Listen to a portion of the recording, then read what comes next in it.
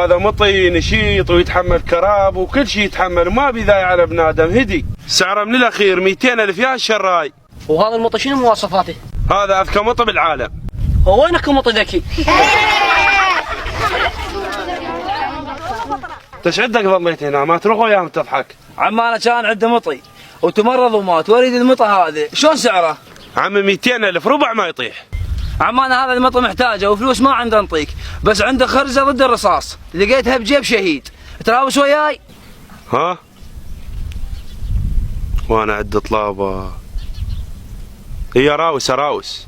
هاك عم هذا محبس بالعافيه عليك. عم شايف خير بالمطي. مشكور بعد عمك. ابويا بعد يا اهلي يدركني محبس ضد الرصاص قضيت لي الا جت لي الوادم كلهن. هذا والله غبي، اكيد المحبس لقيته بجيب شهيد وهو مصدق الفطير.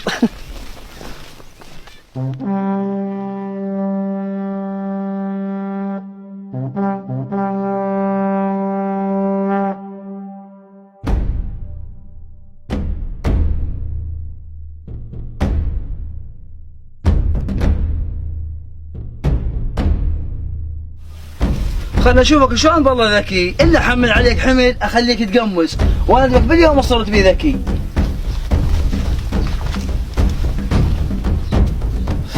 يا ابوي اليوم والله تعبت، خلنا انام لي ساعة حتى ما تاخر على طلع بيت القرية.